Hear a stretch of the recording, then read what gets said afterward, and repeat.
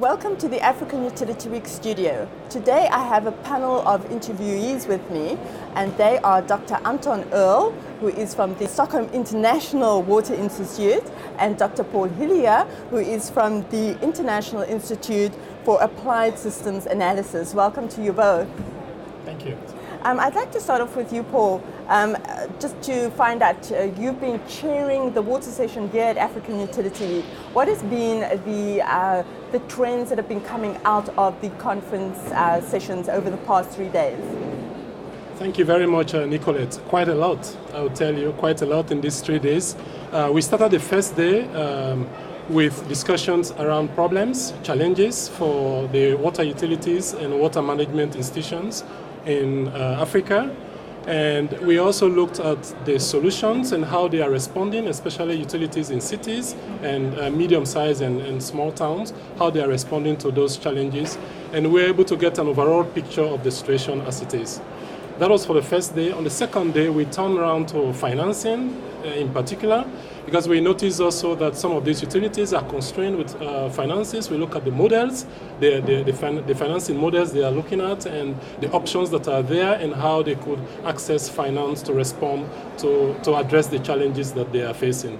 And in day 3, it was quite interesting. Today we had an interactive session, a more playful session with a round table of case studies. So people, experts coming from different aspects of water management, especially utilities, but also people, developers of technology and so on. And they were giving us some case studies and giving us lessons and best practices and interacting with managers and so on. And as I speak to you, we'll be running to close the session. There is another interactive session going on, again a playful one, and we have a moderator from the UN who is moving around and agitating a contribution from the delegates. So really quite interesting. It sounds like you've had a wonderful 3 days here at African Utility Week and sharing of solutions to our problems. So Anton, I'd like to then pass to you and to find out, during your presentation, were you presenting on a solution? Well, I was presenting on a project that SIWI is busy implementing. So one of the major challenges facing the water sector in Africa is the lack of investment in infrastructure development. We know all about it. We know the numbers. $11 billion a year annually is not going into water sector investments. So the question becomes how to attract these investments, because the money that governments in Africa have available for developing this infrastructure is certainly not enough. Development finance will be needed, definitely coming in an investment form, but essentially in the long run, to really close this infrastructure gap, we are going to have to be able to attract investments from the commercial sector. Private money will have to be going in over there. The challenge though is that you need to get the governance frameworks correct in these different countries to attract those kind of investments. You need to reduce the risk for investors. So that's where SIWI is working, and making sure that you can improve the bankability of various projects, because there's no scarcity of deserving projects. And interestingly enough, there's no scarcity of finance going around globally. There's a lot of finance looking for investments. SIWI is working on this initiative with funding made available from the European Union that's part of the joint EU-African Union strategy to support infrastructure development on the continent.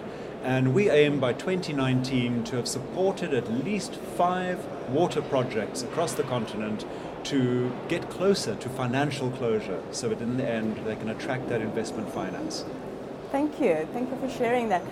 Paul, from these sessions that the delegates have attended, what do you think is the one key take-home message that they should have with them? It's quite challenging to summarize all of that in one key takeaway.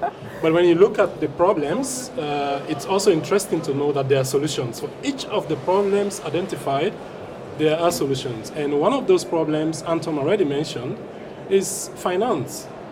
If you talk to utility managers, you talk to sector professionals, they tell you we are constrained with resources, financial resources. Anton is saying, look, there is money there. Maybe you lack the capacity to get that money. So how do you make that link? This is why they are doing that type of research to provide the necessary policy advice or capacity that those utilities need to access that finance. And this is a very key message. It's a very important key message.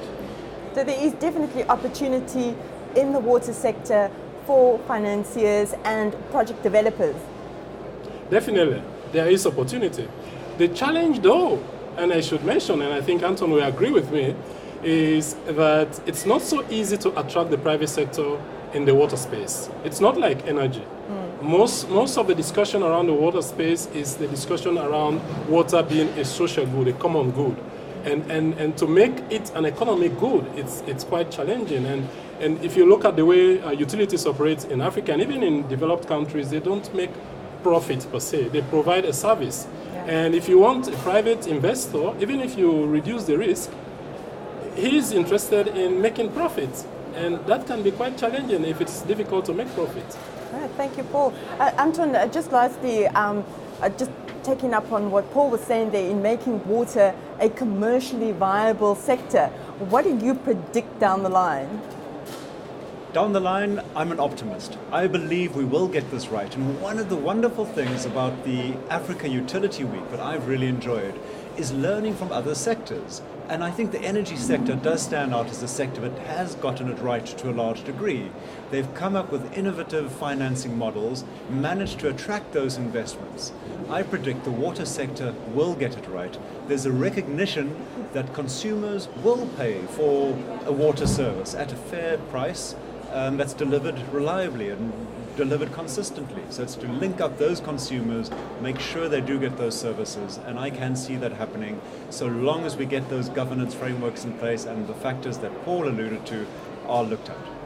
Thank you so much for sharing such positive outlooks for the water sector with me. Thank you very much. Thank you. Thank you. And thank you for watching. I'm Nicolette Pomper-van Zyl, editor of ESI Africa, coming to you from the African Utility Week studio.